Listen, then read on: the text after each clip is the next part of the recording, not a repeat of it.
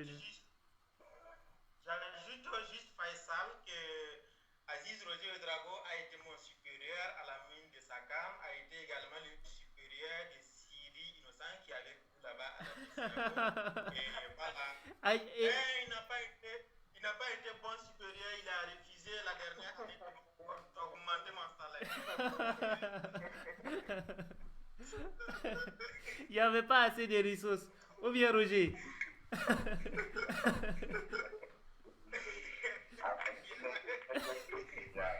pas encore oublié. Ok, merci beaucoup d'être là. Ok. Par rapport à la question que vous venez de poser, je ne sais pas si vous pouvez la reprendre pour que je puisse vous donner une petite analyse personnelle là-dessus.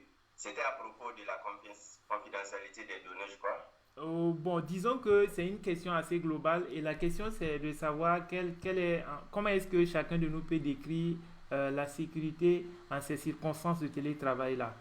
Quels sont les risques pour les entreprises et les employés que nous sommes? À quel type de risque est-ce qu'on est exposé? Donc, on a notamment abordé le point, comme tu le soulignes tout à l'heure, du cas où le poste de travail de l'institution ou bien de l'entreprise peut être volé. Donc, les données peuvent être rapidement récupérées par ces volets-là. Et il va falloir trouver des moyens pour essayer de contrôler cela. Et certains proposaient que voilà, le disque dur soit crypté. Voilà, et voilà, peut-être des accès à distance aussi. Chiffré, parce que crypté, Oui, c'est tout à fait. ça. Merci.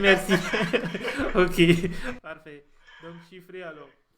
Donc, Roger, à toi, si tu veux donner une tentative de réponse également, on est à l'écoute. Je ne vous entends pas très bien. Alors, Ouais, Oui. Faisal, on t'entend pas bien. Je n'entends Ok. pas bien Faisal aussi. Ok, je pense que c'est peut-être dû au live que j'essaie de faire en même temps pendant qu'on est en ligne, en visioconférence. Maintenant, je ne sais pas, est-ce que là, au moins, vous arrivez un peu à m'entendre mieux? Oui, mais bon, c'est un peu faible quand même. Ah, c'est faible. Ok. Si c'est faible, je pense que c'est le micro qui était loin alors. Donc là c'est bon? Voilà. Ok. Donc la question, je la reprends pour Roger. Roger, la question c'est de savoir comment est-ce que tu décrirais cette situation de sécurité-là liée aux circonstances de télétravail. Et également, quels sont les risques pour les entreprises et les employés voilà, que nous sommes. À quel risque est-ce qu'on est exposé? ok. Alors, premièrement, c'est un très très bon thème à prendre très au sérieux parce que généralement, quand on n'a pas de problème lié à la sécurité, on ne mesure pas tout ce qu'il y a comme conséquence derrière. Et souvent aussi, on se croit loin des problèmes de sécurité alors qu'on n'en est pas vraiment du tout loin. Et je m'en vais appuyer avec un exemple. Le DG de Sakan à l'époque, un jour, il voyageait et bon, on a beau être un grand type, c'est pas partout qu'on vous connaît. Donc, il est allé dans un aéroport où la douane a confisqué son ordinateur en lui demandant de justifier pour lui.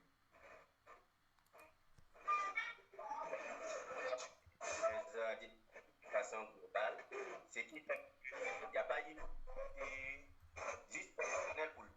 Qu'on peut lui envoyer pour qu'il puisse se justifier. Donc, du coup, il a dû quitter l'aéroport sans son ordinateur. Donc, dans un tel cas, c'est les données du directeur général d'une compagnie qui se retrouve au mains de la douane. On a que c'est peut-être une structure étatique et autres, peut-être qui ne cueilleront pas des données, mais personne ne vous le garantit. Donc, au cas où... Ok. Donc, les données du directeur général se retrouvent dans les mains d'une entité extérieure de la compagnie. Et vu que c'est des structures étatiques, c'est des procédures longues, et rien ne vous dit donc qu'on ne va pas pirater des données ou les livres pour la concurrence ou des choses comme ça. Donc, c'est pour dire qu'on n'est jamais vraiment loin. Maintenant, dès que c'est déjà revient en entreprise, il a vraiment zéro données parce que les erreurs qui se faisaient, par exemple, ces emails, il les gardait que sur son disque du personnel. Donc, ça, c'était une erreur qu'il faut donc corriger vite. Donc, ça nous amène à trouver des stratégies pour effectivement protéger. On ne se soucie même plus de la perte des données, mais qu'est-ce que les autres vont faire des données qui sont sur l'ordi. Exactement. Donc voilà, il y a un frère qui souvient qu'il faut chiffrer les disques durs. Alors si c'est une grande entreprise, je sais que c'est plus facile à coordonner avec de l'administration centralisée. Mais quand c'est des petites structures, bon, ça peut être un peu souvent difficile. Mais c'est des fonctionnalités faciles à activer aujourd'hui avec les systèmes Windows. Donc ça, c'est une des premières solutions. Maintenant, si on va parler en termes d'entreprise, ce qu'il faut, il y a par exemple la crise est là. Est-ce qu'on était préparé? Et si ce n'est pas le cas, qu'est-ce qu'on fait? Et à le cas aussi, si on a eu le temps de se préparer, qu'est-ce qu'on a mis en place pour pouvoir contrer ça?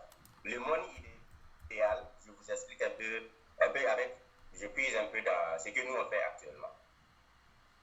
Donc, tout le monde travaille à partir de la maison et l'utilisateur devient lui-même son propre ennemi parce qu'il est à la maison. Un enfant peut accéder à des données et puis vite c'est détruit ou bien c'est compromis ou quelque chose comme ça. Donc, nous on n'a pas le chiffrement pour tout le monde d'abord. Ça, c'est une chose qu'on fera juste peut-être à la reprise, dans le chiffrement des disques. Mais aussi, ce qu'on fait pour minimiser, c'est que pour accéder à tout là, il faut les mots de passe. Ça, je sais que tout le monde au moins a ça appliqué. Si vous avez un domaine Active Directory, c'est quelque chose de facile à implémenter. Et ce qui va maintenant accompagner ça, que nous on a changé, même si vous avez le compte Active Directory, même si vous avez vos mots de passe et identifiants, vous ne pouvez accéder à aucun système sans vous connecter au VPN. Donc, on va implémenter un VPN pour que tout le monde se connecte dessus. Et donc, même lorsque je me lève j'ai mon ordi à la maison, c'est ouvert, peut-être mon enfant peut passer 1 minute. Tant que mon VPN, en tout cas, n'est pas activé, c'est sûr qu'il n'y a pas accès à mes données d'entreprise. C'est qu'il y a une solution supplémentaire pour aider dans ces cas-là. Maintenant, de façon admin système, il y a tellement de trucs à appliquer. Pour les chiffrements, on peut le faire de façon centralisée. Pour la gestion des mots de passe. Et même ce qui est aussi bon, je pense que Windows a aujourd'hui, lorsque vous activez le VPN là, il y a des fonctionnalités pour que 2 personnes ne se connectent pas à l'ordinateur. Ce qui est une sécurité de plus, parce que ça empêche quelqu'un d'autre d'ouvrir notre session. Donc peut-être de pouvoir accéder à des données qu'on a pu sauver sur le disque dur. Voilà un peu, je ne sais pas s'il y a des choses spécifiques dont certains veulent parler, on peut aussi, je peux partager mon avis dessus. Ok, parfait. Merci beaucoup, Roger. Merci pour la petite anecdote par rapport au disque, l'ordinateur du DG et au jeu d'Antoine. Franchement, c'est impressionnant. J'aurais jamais imaginé ce type de scénario, franchement. Exact. Ok, parfait. Roger, peut-être parallèlement également, il y a le document qu'on a partagé dans la discussion. Juste à droite, c'est un document qui contient l'ensemble des points sur lesquels on est en train de discuter. Peut-être tu pourras le regarder également. Et au fur et à mesure, on avance sur la base de ce document-là. Alors, si vous convenez avec moi, on va continuer avec les autres points. Ou sinon, est-ce qu'il y a d'autres interventions? J'entendais Romuald qui parlait, mais apparemment ton micro n'était pas activé. C'est bon, on peut aller. Ok. On peut aller. D'accord, parfait. Alors, donc, un autre point aussi qui est assez important sur lequel il faut insister, c'est des mots liés à la sécurité dont on entend parler tout le temps. On parle de hacker ou bien de cybercriminel. C'est quoi ces dénominations-là? En quoi est-ce que ces types de personnes-là sont nocifs pour nous en tant qu'employés qui travaillons à distance et utilisons actuellement le réseau Internet, et par lesquels ces types de personnes malveillantes-là aussi peuvent passer pour nous attaquer facilement? Que visent-ils en s'attaquant à des individus comme nous en tant qu'employés?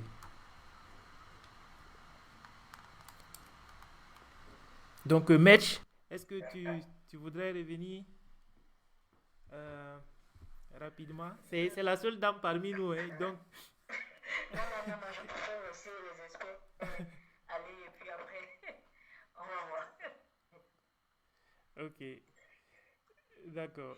Mais je pense que c'est très intéressant aussi d'avoir déjà la vision des gens, bon, peut-être qui sont forcément aussi dans le domaine de la sécurité. C'est toujours bien aussi de savoir qu'est-ce que vous pensez que d'un hacker ou d'un cybercriminel en général, et qu'est-ce que vous pensez qu'il peut vouloir voler de vous. Parce que là, ça permet derrière de, bon, je ne sais pas pour Ismaël ou pour Omar, mais pour moi par exemple, ou pour les autres, mais pour moi, ce serait bien de savoir ça, pour éventuellement voir en fait qu'est-ce que nous on a pu apprendre qui nous a fait oublier des réalités auxquelles on ne pense pas en fait. Quoi. Ouais. Donc, Bon, Mitch, non, moi, si tu as bien compris, Clavet t'a renvoyé la balle. Hein. À moi, oui. Non, à nous. Non, on a voilà. Ouais. Ok. Non, pour moi, rapidement, un cybercriminel, voilà, c'est une personne qui utilise des techniques informatiques pour nous voler des données, voilà, des informations et puis l'utiliser dans ses propres intérêts.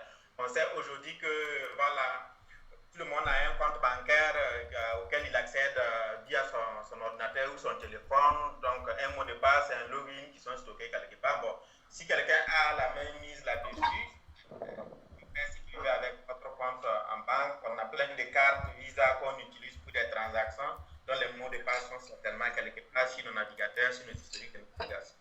Bon, en compréhension, c'est ça. Hein? C'est une personne qui cherche à se procurer ces genres d'informations et puis les exploiter. Bon, moi, dans ma compréhension, je suivais une conférence une fois et ils ont abordé le sujet effectivement des hackers. Et dans notre domaine, le monsieur, je pense, des ressources humaines a fait comprendre que il y a des mois, chaque mois ils interceptent 300 mails. Je pense, si je me rappelle bien. En tout cas, plusieurs mails, une centaine de mails de hackers qui essaient comment on appelle, d'usurper l'identité de la Banque africaine et développement par rapport aux différents partenaires. Ils envoient des mails, des fois même ils prennent l'identité de certains staff de la banque et ils se font passer pour des employés de la banque. Ils envoient des mails, des témoins de prêts, des financements de projets, etc. Donc, je me dis, dans ce cas où puisque nous travaillons à la maison, effectivement, quelqu'un peut entrer, peut avoir accès à tes données, à ta tête personnelle. J'ai envie de dire, chez nous. Attention, j'espère que ce n'est pas un hacker qui essaie de récupérer son token. Allô, maître?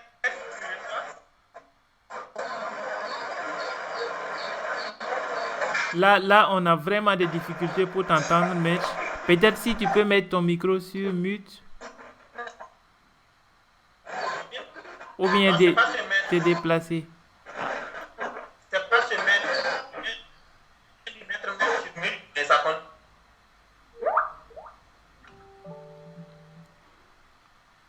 Ok, c'est vrai. Elle dit qu'elle est en mute. Maintenant, est-ce qu'il y a certains d'entre nous qui ont leur micro activé actuellement?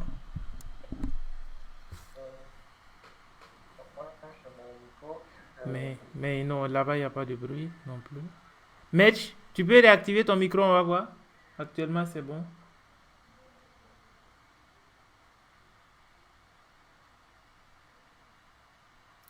Rumial, on ne t'entend pas. Hein? Ok, en attendant, peut-être s'il y a d'autres personnes qui veulent intervenir.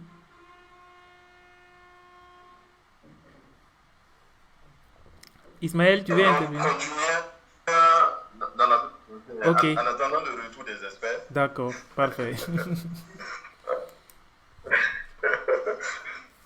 Donc, moi, je pourrais également rejoindre la définition des autres qui définit le hacker comme une personne qui exploite illégalement des informations personnelles ou de l'entreprise à des fins, à d'autres fins particulières qui ne sont définies que par le hacker lui-même.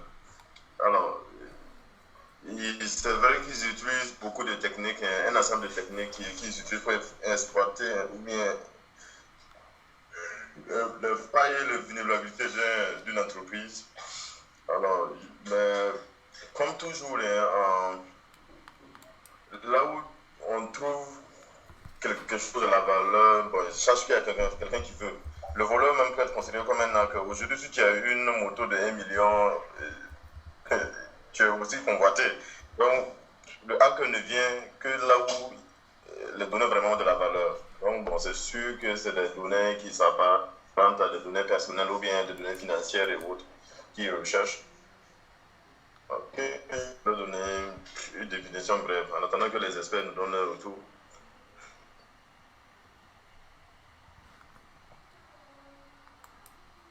Ok, donc les experts, on vous écoute alors.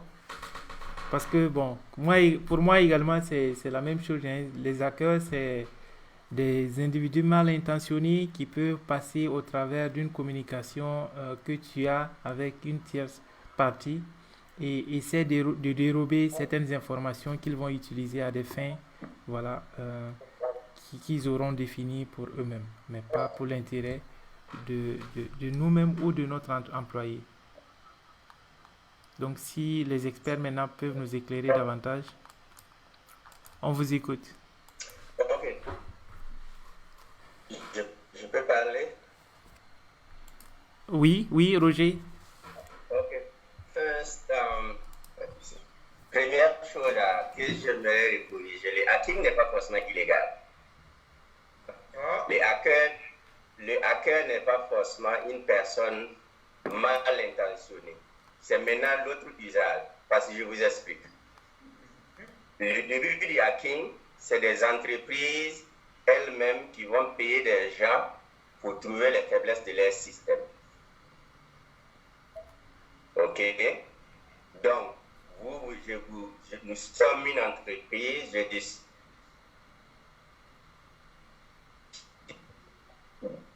Désolé, j'avais un appel. Donc, nous sommes par exemple une entreprise. Je décide de prendre Romial, qui est mon technicien de sécurité. Je lui donne des formations en technique de sabotage des systèmes informatiques. Le but étant de trouver les failles chez moi pour me protéger. Le début, vraiment, c'était un peu ça. Ok. Hacking, d'abord, c'était des techniques de protection des entreprises. Mais le but est de trouver les failles de la société, avec des compagnies. Maintenant, l'utilisation du hacking, c'est à deux niveaux. Il y a ce que j'utilise donc pour protéger ma compagnie, ou il y a ce que aussi moi je connais et que je peux utiliser contre ma compagnie ou contre d'autres compagnies. Voilà un peu nuancer la définition. Maintenant, pourquoi on attaque des compagnies et des sociétés aujourd'hui? Parce que tout est basé, la nouvelle société, les nouvelles compagnies sont basées sur l'information. L'information, c'est traitant avec les ordinateurs.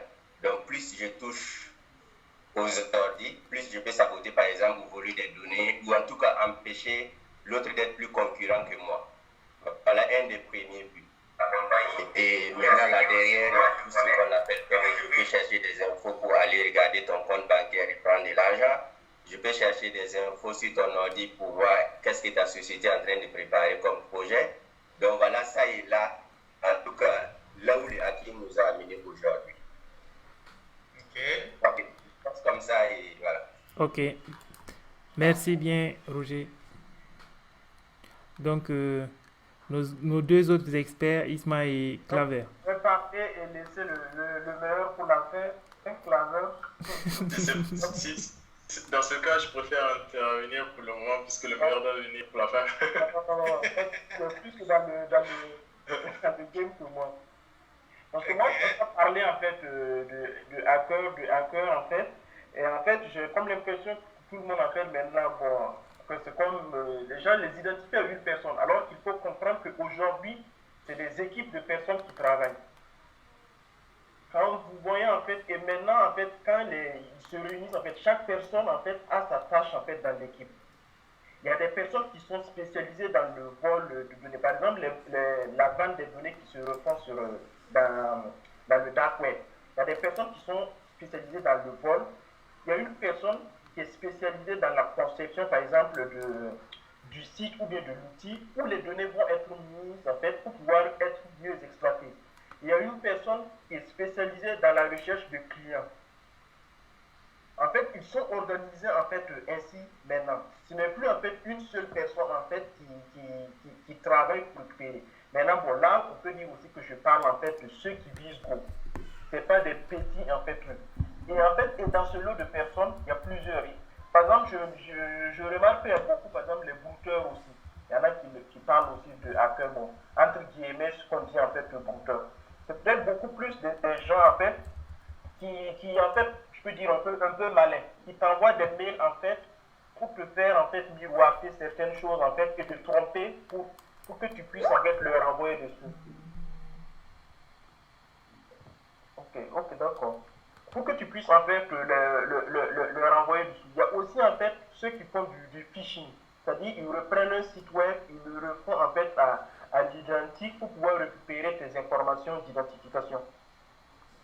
Il y a ça. Et donc, il y a ceux en fait vraiment, il y a des États aussi.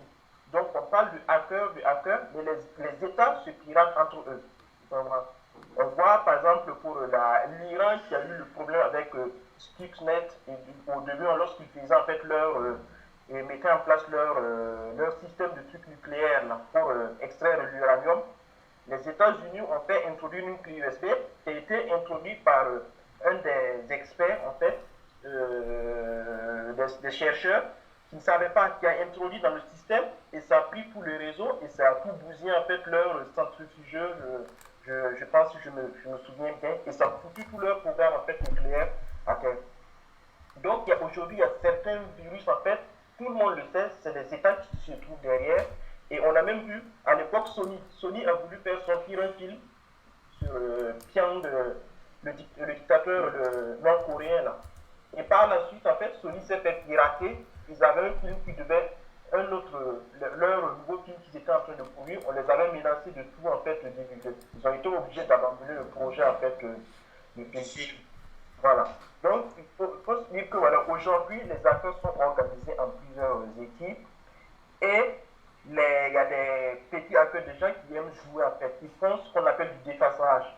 Parce que moi je vois par exemple sur plusieurs sites burkinabés, il y a de cela 2 ou 3 ans, des sites du ministère, en fait de certains ministères qui ont été défacés. Donc c'est juste en fait parce que c'est mal sécurisé, le site web est exposé et la personne a pu s'introduire sur le serveur et a déposé juste une image en fait dans le bar www. Voilà, et il se fait voilà, appeler hacker.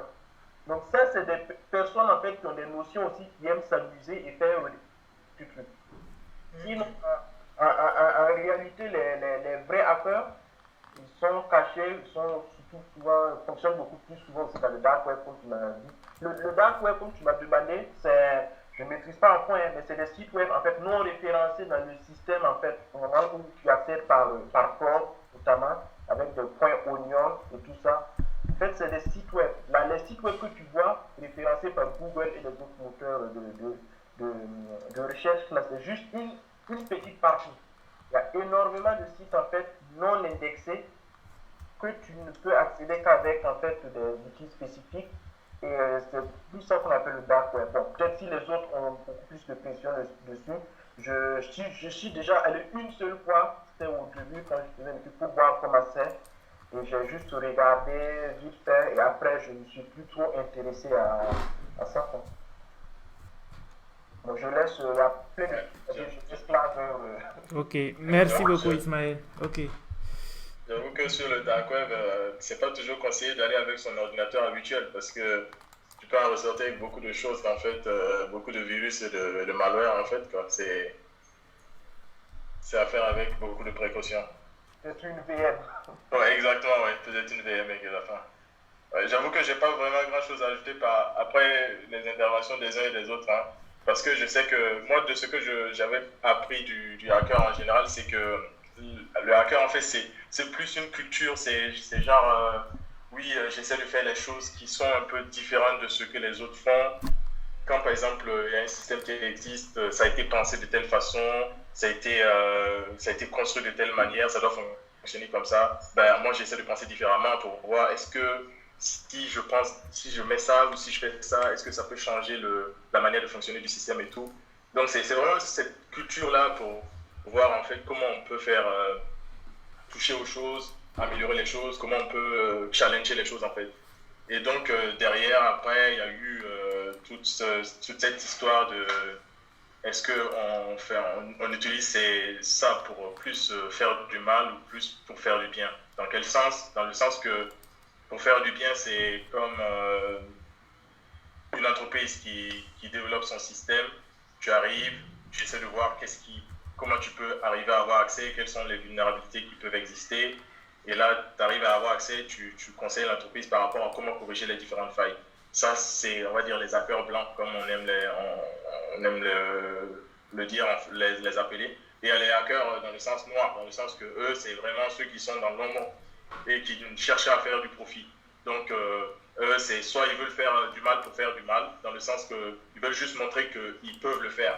Ils peuvent casser ton site, ils peuvent bloquer toute ton infrastructure, et ils le font juste comme ça, pour te montrer qu'ils peuvent le faire. Et ça, c'est plutôt le côté mauvais, bon, on va dire, le côté du mal. Et c'est ce qui en fait prévaut, parce que c'est la plupart du temps, quand on dit hacker, tout le monde ne voit que cette partie en fait. Tout le monde ne voit que ceux qui font du mal, ceux qui attaquent les entreprises, ceux qui... Voilà, mais sauf qu'il y a une autre culture derrière aussi. Il y a le fait qu'il y a des forums de hackers qui existent, il y a des conventions qui existent où les gens se retrouvent en fait pour apprendre en fait des failles qui existent, des failles qui ont été découvertes, et pour voir comment essayer de sécuriser encore plus, comment apporter plus de sécurité à ce qui est construit en fait par les uns et les autres. Donc ça il ne faut pas toujours l'oublier. Quand on dit hacker, c'est pas forcément mauvais en fait, si je veux. Mais bon, de ce que je peux comprendre, quand on parle de cybercriminalité, c'est que vraiment on parle de criminalité. Parce que comme tout maintenant fonctionne en fait en utilisant toutes les nouvelles technologies, ben, toute criminalité qui passe par ce biais-là en fait rentre dans ce volet-là. Donc moi j'intègre en fait les brouteurs en fait dans ce cas-là, parce que les brouteurs ils sont pas toujours forcément des gens qui ont une connaissance approfondie d'un système et qui vont essayer par exemple de voir les failles pour essayer les vulnérabilités par exemple pour les exploiter, comme le schéma classique qu'on peut voir habituellement. Mais eux ils vont peut-être utiliser de l'ingénierie sociale, donc essayer de voir en fait essayer de voir une personne, essayer de l'amadouer d'une certaine façon pour essayer de soutirer des informations ou essayer de lui faire des choses en fait. Donc ça c'est plutôt la partie un peu, on va dire, un peu mauvaise quoi, en fait, si on veut bien voir. Je pense que les autres ont tellement tout couvert que là je pense que je vais m'arrêter là, parce que je n'ai plus vraiment grand chose à ajouter. Ok, parfait. Bien expliqué, Merci beaucoup les gars. Je pense qu'actuellement on est vraiment mieux éclairé quand on parle de hackers ou de cybercriminels. C'est vrai qu'on a tendance à confondre le hacker comme celui qui est le malfaiteur, alors que des fois il peut être du bon côté, celui-là qui nous prévient que voilà, il y a telle faille dans notre système et qu'il faut prendre les dispositions nécessaires pour éviter d'éventuelles attaques de hackers, red hacker, ou bien on dit quoi, black hat? C'est black hat, white hat. Okay. Et pour ajouter, c'est que par exemple, je sais que c'est beaucoup plus fréquent aux États-Unis par exemple. C'est les entreprises qui font de bug bounty. Ils font en fait, ils implémentent leur système, ils implémentent par exemple une application ou un site, et ils lancent en fait dans une communauté, ils peuvent lancer par exemple, ok, essayer de nous trouver les failles qui existent. Même Facebook le fait, hein, Facebook le fait depuis des années et des années. Ouais. Donc si tu trouves une faille par exemple sur Facebook, tu peux contacter un de leurs services le service de bug bounty par exemple, tu leur dis voilà la faille que j'ai trouvée, voici comment je suis arrivé par exemple à avoir accès aux données de Faisal par exemple ou aux données d'Ismaël, mais sans avoir leur mot de passe. Ben, derrière Facebook ils vont voir comment par exemple ils vont essayer de resuivre en fait la procédure que tu auras décrite pour rejouer le processus que tu as adopté, et après s'ils valident ça, ils vont te rémunérer, ils vont te payer en fait par rapport à ça. Donc derrière tu auras été un hacker mais dans le bon côté en fait. Donc c'est des choses qui sont en place. J'en ai plus entendu parler aux États-Unis parce que ça rapporte plus. Les entreprises de ce côté-là payent mieux quand tu découvres une faille, en fait. Parce que vers l'Europe, vers la France, les dernières fois où j'ai entendu parler du bug bounty, très souvent, j'entendais des prix de genre 300 euros, 400 euros. Mais aux États-Unis, très souvent, tu peux entendre des 50 000, 30 000 euros, tu vois. Donc, c'est vraiment de grosses sommes qui sont souvent mises en jeu, quoi. Les grosses entreprises se trouvent là-bas. Oui, C'est vrai.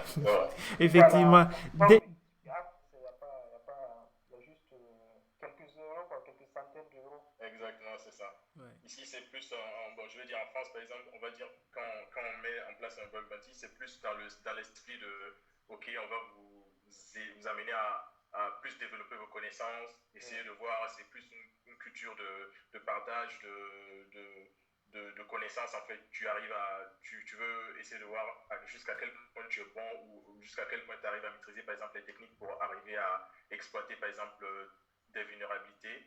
Donc, on te donne une plateforme et tu t'exerces, en fait, tu t'amuses. Et derrière, quand tu trouves, on te donne un petit truc, voilà, c'est D'encouragement, quoi, par rapport à ce que juste on pour trouve aux États-Unis. par rapport à ce que Clara a dit, je sais qu'il y a une entreprise, Vupen, qui s'est spécialisée à ça. Ils ne font que ce genre de trucs, trouver des failles, revendre et se faire de l'argent.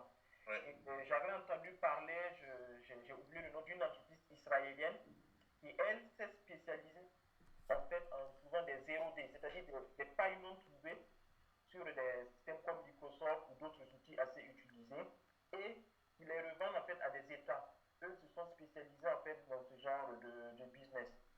Ça permet en fait aux États de pouvoir en fait vous espionner assez facilement sans que en fait l'éditeur ne puisse connaître en fait la faille existante pour pouvoir corriger. Waouh, c'est énorme.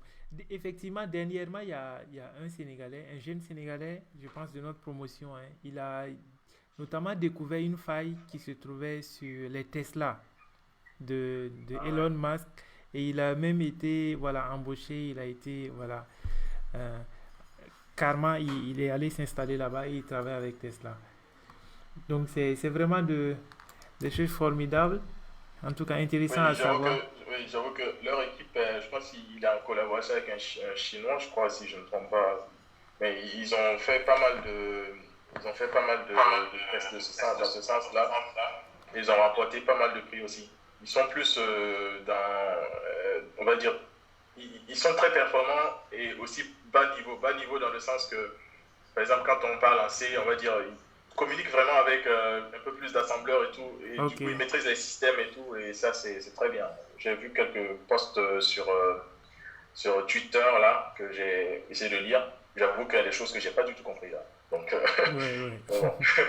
Ok, super. Alors, pour continuer dans le même sens, quand on entend parler que voilà, pendant qu'on est en télétravail, on peut facilement se faire hacker, on peut facilement être confronté à des cybercriminels, on se pose des questions. Et parmi ces questions, c'est de savoir quels sont les dispositifs qui seront mis en place, par exemple, au niveau de notre employé en entreprise, qui nous protégeaient de tout cela. Et aujourd'hui, on n'a plus accès à ce dispositif-là. Donc, c'est quoi qui a changé? L'environnement en entreprise, y avait-il des choses qui sont mises en place que peut-être voilà, individuellement à notre niveau, on peut essayer de mettre en place aussi pour avoir plus de sécurité, pour demeurer toujours dans la sérénité du travail au bureau?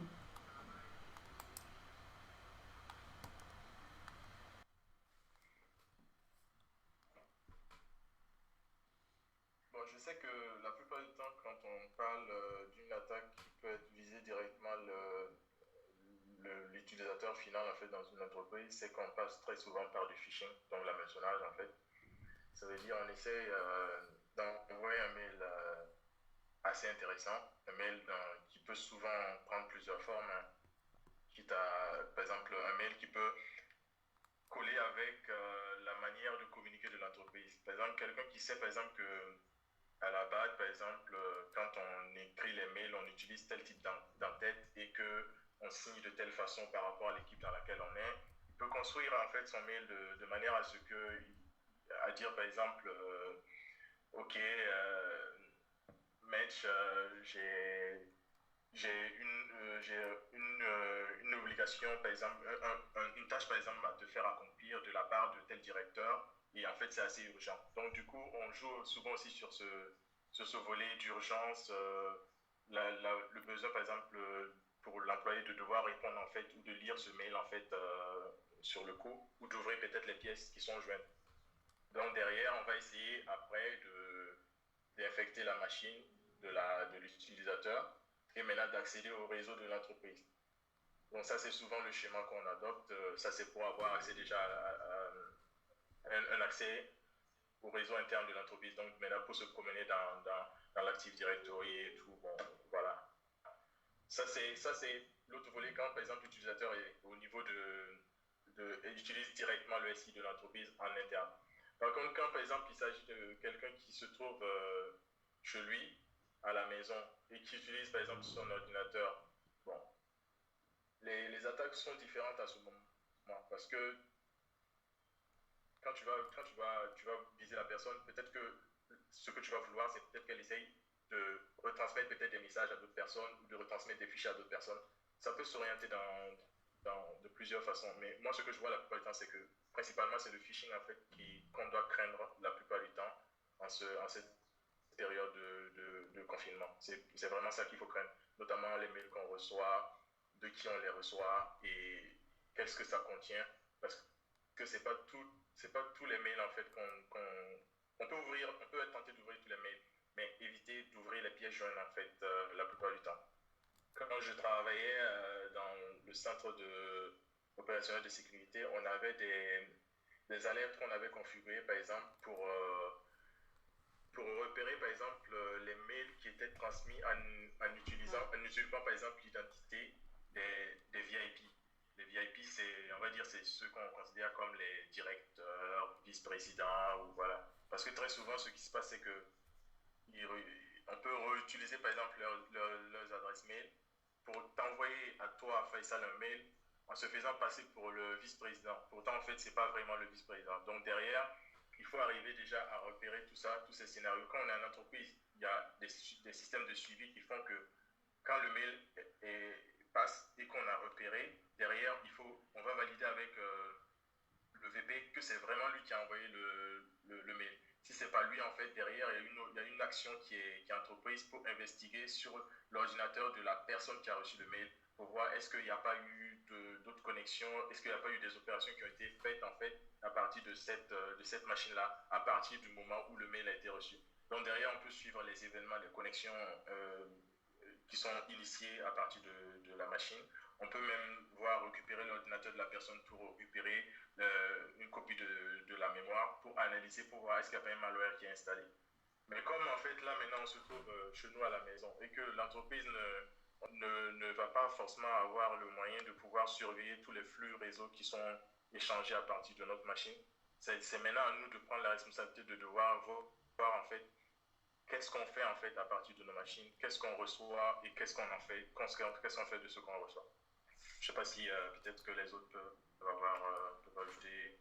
Ok, merci beaucoup Claver. Donc Roger et Ismaël, vous voulez ajouter des contributions? Oui, moi je vais abonder dans le même sens que le frère. Je m'excuse parce que comme j'ai pris à court là, je ne connais pas tous les noms ici là. Alors, donc la question c'était de qu'est-ce qui a changé entre l'environnement de l'entreprise et la maison qui fait qu'on est plus vulnérable aujourd'hui. Pour répondre à ça, c'est clair, les changements d'environnement entraînent un changement dans la politique de sécurité. Ton ordinateur était en entreprise, je pouvais mieux le contrôler que quand il est hors de l'entreprise. Ça, c'est la première chose. Maintenant, en termes de politique de sécurité, qu'est-ce que les entreprises font? Je sais pas s'il y a des experts en sécurité. Ce qu'on fait, c'est quoi? On bloque tout ce qu'on connaît et on autorise ce qu'on veut. Quand je dis on bloque tout ce qu'on connaît, c'est quoi? Je connais que tel site et tel site et tel site ne sont pas bons pour moi, donc je les bloque. J'autorise seulement ce que je connais, ce que je veux. Ou bien il y a l'autre politique qui consiste à dire, ok, je vais autoriser tout, mais je bloque ce que je ne veux pas là. Donc, ce qui fait que donc, lorsque l'utilisateur est en entreprise, il veut accéder à un site, il ne peut pas ou il peut, c'est selon une politique de sécurité. Maintenant que vous êtes à la maison, moi, administrateur de sécurité du système d'information, je n'ai plus accès forcément à l'ordinateur, ça devient plus difficile à contrôler. Il y a d'autres moyens pour garantir ça, bien sûr. Et donc, pour prendre des exemples concrets par exemple, pour les emails, avant, quand vous étiez en entreprise, c'est plus facile parce que quand on reçoit les mails et que vous, même quand vous recevez un mail avec un lien douteux, vous avez peut-être un IT à côté rapidement, peut-être pour vous indiquer quoi faire ou pas. Ce qui n'est pas forcément le cas à la maison où vous pouvez cliquer avant de vous rendre compte. On n'a pas les mêmes réflexes non plus en entreprise comme à la maison. À propos des... Il y a un truc qui est très important, c'est la mise à jour des systèmes parce que les vulnérabilités viennent de là. Quand vous êtes en entreprise, il y a des politiques qui obligent par exemple les ordinateurs à se mettre à jour selon une certaine fréquence. Quand vous êtes à la maison et que vous n'êtes pas forcément lié à l'entreprise par du VPN ou autre, donc les politiques vont changer, ce qui fait que peut-être c'est à vous d'appliquer ou pas cette sécurité-là. Ce qui fait que donc vous êtes encore plus vulnérable que quand vous étiez en entreprise. Mais la fonction principale, c'est que pour gérer la sécurité, il y a des outils en entreprise qui préservent ou qui protègent les utilisateurs. Et quand vous n'êtes plus et que vous êtes à la maison vous êtes comme indépendant maintenant, vous êtes votre propre administrateur, en gros. Donc, vous êtes plus vulnérable en quelque sorte. Ok, parfait. Merci beaucoup, Roger. En tout cas, c'est vraiment bien clair. Je pense qu'on a pas mal d'informations en plus pour mieux comprendre la situation. Ismaël, tu voudrais ajouter quelque chose? Moi, en fait, le principal changement, c'est juste parce qu'en fait, tu es en dehors. Et lorsque tu as un VPN, par exemple, moi, lorsque je bosse de chez moi, à travers le VPN, j'arrive à faire, en fait, même pour les sites, j'ai toujours les mêmes politiques, en fait, de sécurité. Le seul changement, en fait, que j'ai, c'est que avant, en entreprise, comme je laisse, en fait, le poste à l'entreprise, les mises à jour de sécurité passent en général souvent la nuit ou les week-ends. Et là, chez moi, je ne laisse pas le poste allumé, connecté. Donc, en fait, c'est difficile, en fait, de faire passer les mises à jour. Mais je pense que nos admin systèmes, en fait, ont essayé de s'adapter. On reçoit des pop-ups maintenant qui nous disent, par exemple, entre 12h et 14h, qui nous disent de ne pas fermer le poste parce qu'il y a des mises à jour, en fait, de sécurité qui vont passer. Parce qu'à l'entreprise, on vous dit juste, voilà, de ne pas éteindre le poste, de le laisser, et la nuit, la mise à jour passe. Mais là, en fait, j'avoue que même moi, j'ai raté plusieurs mises à jour à sécurité parce que voilà, je perds mon poste. Mais là, on nous dit maintenant de laisser entre midi et 14h. Si jamais vous devez aller manger, voilà, de le laisser allumé. Enfin, mais sinon, avec le VPN, j'ai toujours en fait les mêmes politiques de sécurité. J'ai toujours les mêmes sites qui ne sont pas autorisés. Je tente d'y accéder. Ça ne passe pas en fait du tout. Et tout a été configuré pour que mon poste, en fait, même sans je ne peux même pas aller sur Internet sans le VPN. Je le connecte juste chez moi, ainsi en fait. Et sur mon Wi-Fi, je veux connecter à Internet, mon poste refuse totalement. Si je n'utilise pas le VPN, je ne peux rien sortir du tout avec et mon PC. Et même une clé USB non chiffrée du tout, je ne peux rien du tout. Je ne peux rien copier de mon poste. En fait, la sécurité est... Oui, je suis dans... Oui, je travaille en fait dans une banque.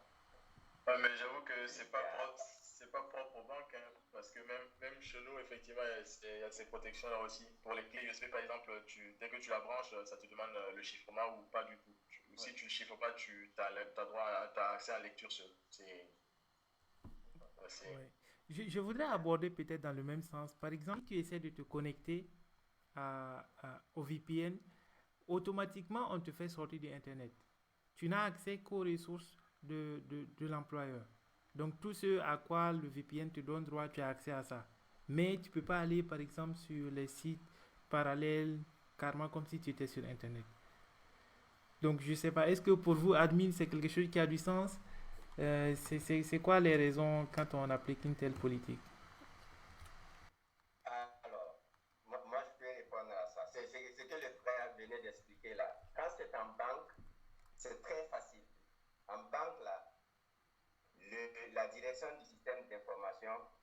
décide de la politique à appliquer, l'utilisateur suit ou ne suit pas. Ce n'est pas négociable. Donc, dans un tel cadre, c'est facile d'appliquer les meilleures politiques. Tout à fait. Mais maintenant, moi, donc, par exemple, pour ce que vous dites du VPN, bien sûr, ce qu'on va faire, au fond, c'est quoi? On vous ramène, en fait, tout ce qu'on fait de l'ordinateur là, basé sur ce qu'on appelle le DNS, qui fait que quand vous tapez un nom, il va convertir ça en adresse IP pour vous. Maintenant, lorsque vous avez le VPN, il va vous ramener dans votre adresse, dans votre entreprise, pour faire cette conversion pour vous. Ce qui fait que si c'était bloqué, ben ça demeure bloqué. Si ce n'était pas bloqué, ben, on va vous autoriser à accéder. Mais je vous donne une problématique pour nuancer les deux environnements. Moi, je travaille pour une université où le professeur, qui est peut-être un éminent chercheur, tient à son indépendance. Et si vous lui dites, vous lui appliquez les politiques les plus rigoureuses, il est prêt à démissionner. Tout à fait. Dans ce cas, il est prêt à démissionner parce qu'il veut son indépendance. Maintenant, comment on fait? Donc, il faut trouver un juste milieu qui ne frustre pas le professeur, mais qui vous protège aussi de l'entreprise. C'est dans des trucs comme ça que vraiment ça devient un petit peu difficile. Mais sinon, en banque, ça, j'aime bien parce qu'on décide de la politique. L'utilisateur suit ou ne suit pas. Il n'y a pas assez non négociable. Tout à fait. D'autant plus que c'est le money qu'on essaie de protéger. Donc, on comprend très bien. Par rapport à ta question, Faisal, si je peux juste rajouter par rapport à ce qu'ils vient de dire. Ok. En général, quand tu te connectes, voilà, tout passe en général par, il y a des F5 en fait. Et ça dépend de la capacité des F5. Je sais que là où je bosse en fait, on a eu au début en fait de la mise en place en fait la bande passante qui était largement consommée. Et il y a des gens qui avaient des soucis en fait de connexion également. Les F5 ne supportent pas tout. Et en faisant des analyses en fait, on nous a fait ressortir en fait des rapports pour montrer les plus grosses consommations et les sites qui étaient les plus visités. On a remarqué qu'il y avait certaines personnes qui utilisaient en fait leur poste de travail en allant sur YouTube, en bossant, en écoutant de la musique en même temps. Et ça consommait de la bande passante. Donc on a dû identifier ces personnes en fait pour leur dire en fait d'arrêter.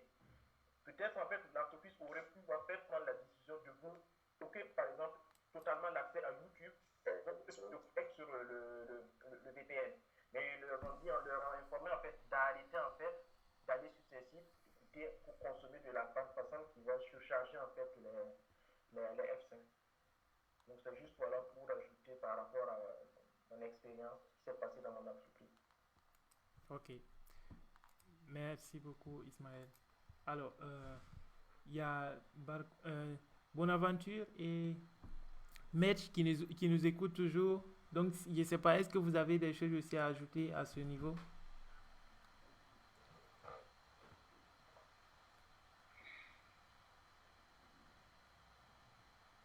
Le micro, quand on ne fait pas attention, on parle dans le vide. Ouais.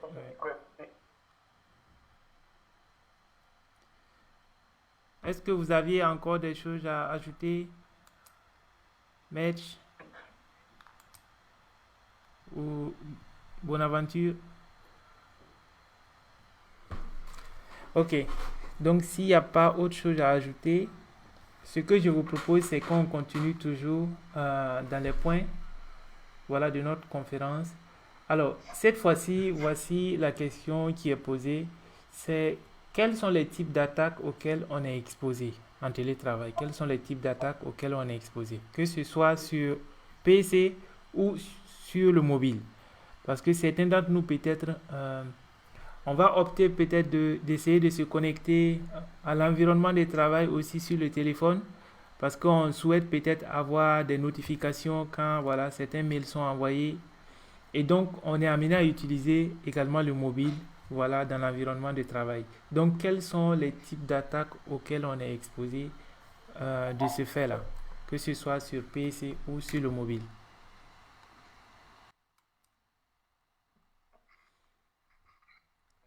Déjà, je vais préciser par rapport à ce que tout de suite Claver en fait en avait parlé, du phishing, du mail en fait envoyé dessus. En fait, dit qu'aujourd'hui, principalement, les types d'attaques pour se voir, en fait, lorsque des hackers cherchent à se procurer des données dans les entreprises, c'est du social engineering. C'est comme, en fait, imaginons, c'est comme une maison. Ça ne sert à rien, en fait, avec des murs, en fait, je sais pas, plusieurs centimètres, en fait, d'épaisseur. Ça ne sert à rien d'aller sur le mur, en fait, et commencer à vouloir tout casser, foncer. Il est plus facile d'aller au niveau de la porte, de flatter l'enfant avec des bonbons, il va ouvrir la porte, en fait, pour que tu rentres. C'est comme ça, en fait, c'est plus facile, en fait, de rentrer de cette manière. Très bien expliqué. Parce que c'est plus dur, en fait, de chercher à trouver une faille 0D sur, en fait, les équipements utilisés en entrée.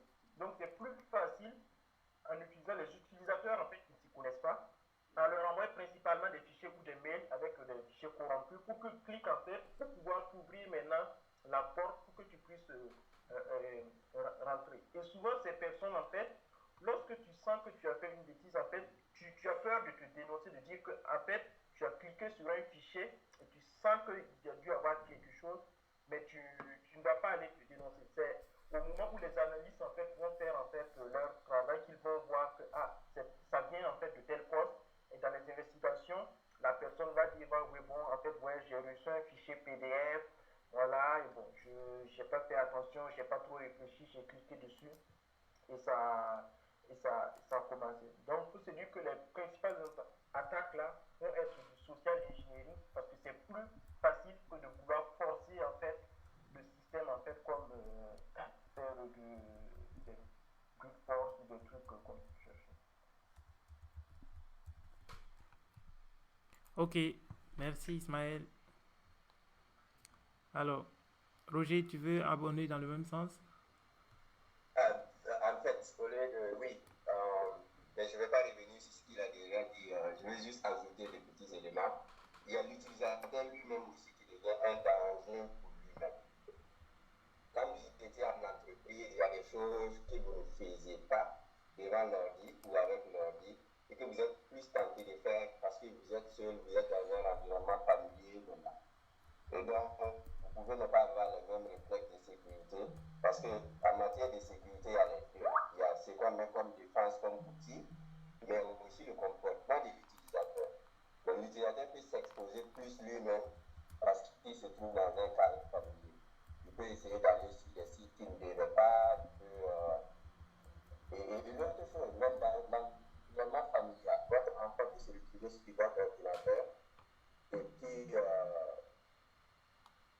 je ne sais pas, saboter des données à inadvertance, genre faire supprimer des fichiers parce qu'il voulait jouer un jeu ou des trucs comme ça. Donc tout ça, c'est des choses possibles. Oui, on va dire, je ne laisse pas mon enfant aller sur mon ordi de travail, mais ça, c'est le monde idéal. Il peut le faire sans que vous fassiez des trucs comme ça. Donc ça, c'est un autre cas auquel on est exposé. Et c'est ça qui fait la réticence des employeurs à faire le travail.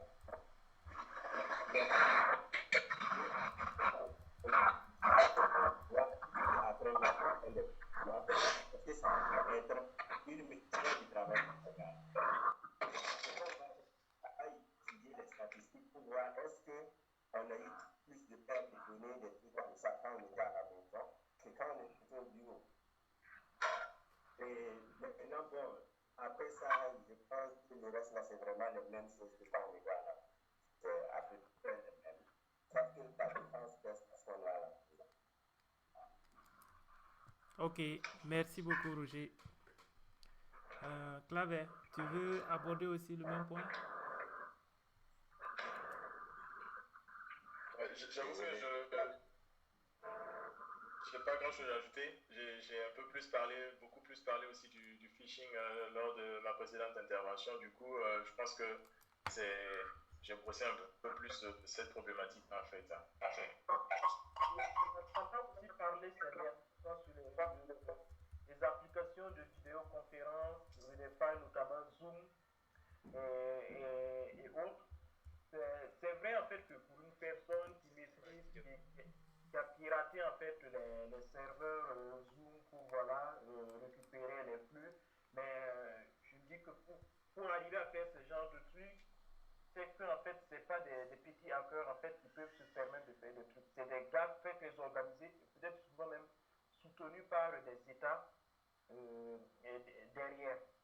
Donc, même si vous avez les meilleurs développeurs, voilà, vous arrivez, peut-être qu'ils ont des 0 day qu'ils n'ont jamais en fait publié et qu'ils utilisent en fait, et que même les entreprises ne savent pas en fait que voilà, ils ont des.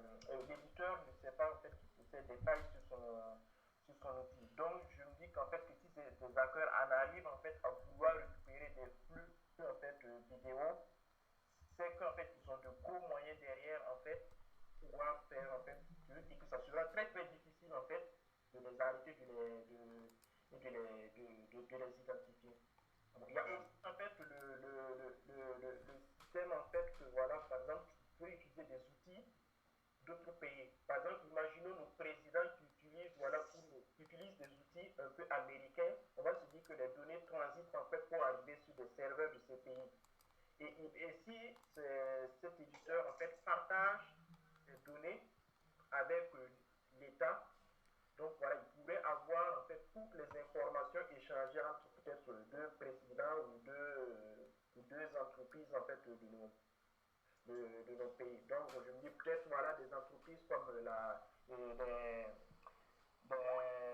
des institutions comme la CIA ou je ne sais pas peuvent en fait voilà pour une histoire de défense nationale autoriser, sommer peut-être une entreprise en fait américaine de partager en fait avec elle en fait ces données pour qu'ils puissent en fait voilà, faire des investigations. Donc je pense en fait que les Américains, bon je ne vais pas m'affirmer, mais je me dis quand même, quand vous avez de grosses entreprises en fait, et pour pouvoir lutter contre le terrorisme et tout ça, pour pouvoir avoir accès aux données de ces entreprises, je pense qu'ils essaient d'y avoir accès. Je ne peux pas confirmer ou dire qu'ils n'ont pas accès, mais ils essaient, c'est sûr qu'ils vont essayer en fait par tous les moyens d'avoir accès à ces données-là pour pouvoir mieux en fait prévenir les attaques terroristes et autres. Et finalement, on revient encore à la problématique toujours évoquée, c'est que chaque pays doit se débrouiller pour pouvoir avoir ses propres moyens de communication, surtout à un certain niveau de management, tel que nos gouvernements ou encore des sociétés stratégiques, ce qui n'est pas du tout le cas de notre pays, malheureusement. Malheureusement, ce n'est pas le cas. Donc, c'est surtout les développeurs qu'on compte pour développer les gens. Ça c'est sûr, ça peut être carrément un autre sujet de discussion, mais je suis sûr que ça n'a pas manqué cette compétence aujourd'hui de mettre à la disposition et du gouvernement et des sociétés des outils simples pour communiquer. J'en ai d'ailleurs vu sur Internet une société à Ouaga qui propose des outils pour que les gens puissent communiquer. L'autre chose, c'est la volonté politique et financière pour accompagner ces outils pour qu'ils puissent être déployés à grande échelle et être reconnus également avant de les utiliser. Sinon, je sais que côté compétences, un Faisal avec une nuit blanche nous fait sortir quelque chose. Bien sûr, bien sûr. S'il ne manquait que de cela, en tout cas, on est prêt à travailler pour ça. Par contre, pour aborder dans le même sens, je vous assure qu'il y a une équipe, en tout cas, du ministère que je connais, avec qui je suis un peu en contact, qui m'avait approché dans ce sens-là. Il y a notamment l'outil Jitsi. Je ne sais pas si certains d'entre vous connaissent déjà. On parlait tantôt de Zoom. Zoom qui a eu le piratage qu'on connaît. Et du coup, les gens se sont rabattus un peu sur des outils aussi qui sont libres, qui peuvent utiliser pour implémenter en local et l'utiliser également dans le cadre des visioconférences pour voilà, les réunions de bureau ou bien des services, des trucs de ce genre-là. Donc, je pense que ce n'est pas les initiatives qui manquent. Les gens essaient de faire des choses par-ci et par-là, même au Burkina. Maintenant, reste à savoir est-ce que... C'est français, je crois, non? Jitsi, je ne sais pas trop, mais je sais que c'est une solution open source, voilà, que vous pouvez utiliser même en local, voilà, et configurer de sorte à l'utiliser. Et vos données ne vont pas transiter sur des serveurs tierces. Et ça vous évitera bien sûr, voilà, d'être compromis ou des trucs dans ce genre. Je suis plus Microsoft. Aujourd'hui, Teams aussi qui est très intéressant. Ouais. Teams, voilà. Je ne sais pas si les gens ont déjà eu à l'utiliser pour les conférences et autres. Bon. Le problème, c'est que ça passe par des serveurs américains. On ne sait Ouais. pas l'utilisation qui est faite de ces données. C'est ça. Et on peut. Tu ne vois pas le code source. Peut-être en fait qu'il y a genre, je sais pas, un truc, en fait, une ligne de code qui a été mis voilà, pour dupliquer les données vers un serveur, je sais pas dans quel pays, où on ne sait pas du tout quoi. C'est pas ce qui fait en fait des données. C'est vrai que même les applications open source, on se dit que voilà, si le code est disponible, ça peut être open source et que le code ne soit pas en fait en libre. Tout à fait. En fait, les institutions d'espionnage, ils ne tarissent pas avec le design, hein, parce qu'ils savent que beaucoup vont se réfugier pour des applications dites open source. Ils peuvent en fait trouver des espions développeurs qui vont intégrer ces équipes. Et en développement, ça se débrouille pour placer une backdoor, un truc genre, voilà, et tout le monde va dire que c'est open source juste pour un expert apprendre en fait le code en fait pour en fait trouver de c'est tout en fait on voit que les données qui sortent partent dans des serveurs là avec pas dire tout ce qui est Roger, peut-être, est-ce que c'est pas chez Roger? Roger, on entend un peu des bruits de fond. Voilà. Ismaël, tu peux continuer? Ok.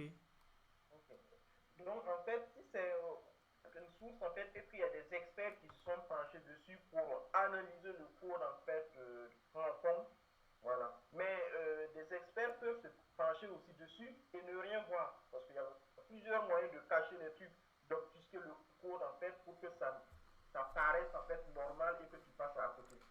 Donc, moi, en tout cas, de la manière dont je pense, je me dis que moi, en tant que société, en fait, d'être une institution d'espionnage, si je veux par exemple avoir des trucs de justice, je vais prendre un espion jeune qui va faire du développement et il va tout faire pour entrer dans cette société et il va en fait tout faire pour nous introduire en fait une backdoor ou un truc en fait à l'intérieur dans le code pour que les informations en fait soient renvoyées en fait vers un de nous ou qu'on ait un moyen en fait de pouvoir les récupérer.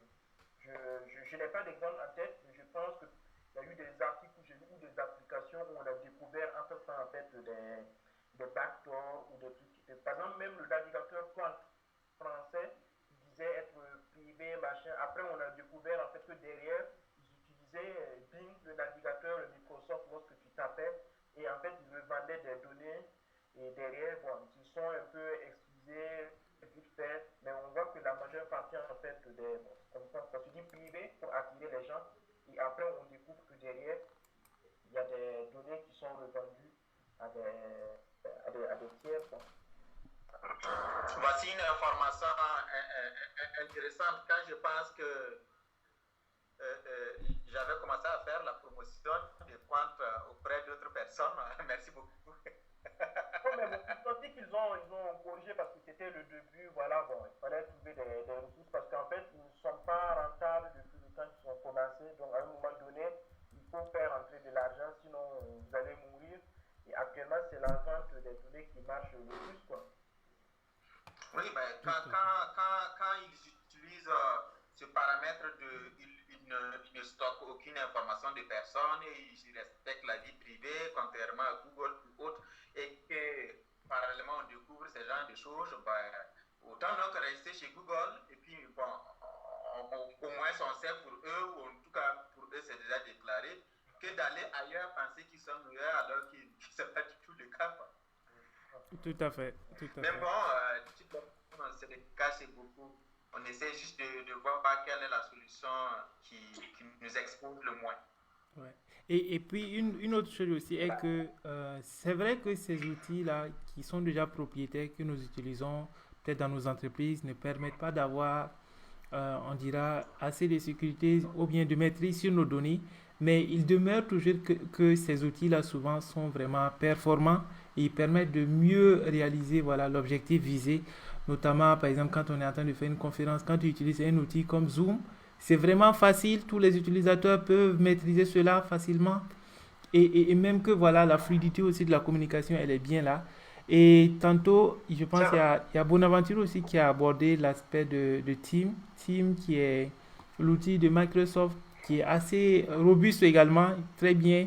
Je pense, Match pourra en témoigner, ou bien Romuald, ça a été utilisé, c'est utilisé, je pense, au niveau de leur entreprise pendant un bon moment. Et ça permet vraiment de facilement collaborer. Il y a WebEx aussi. Ouais. Il y a WebEx. Oui, il y a WebEx. Il y a Click Meeting aussi. Oui, tout à fait. Je ne sais pas si c'est plus comme ça, les experts doivent mieux le connaître. Tout à fait. Donc, il demeure qu'il va falloir que nous aussi, on mette des produits vraiment de qualité sur le marché si on espère vraiment que voilà, nos autorités ou bien nos managers puissent peut-être utiliser nos outils plutôt que d'aller prendre ces outils propriétaires-là. Parce qu'ils choisissent d'aller là-bas sûrement parce qu'il y a une meilleure retour d'expérience aussi.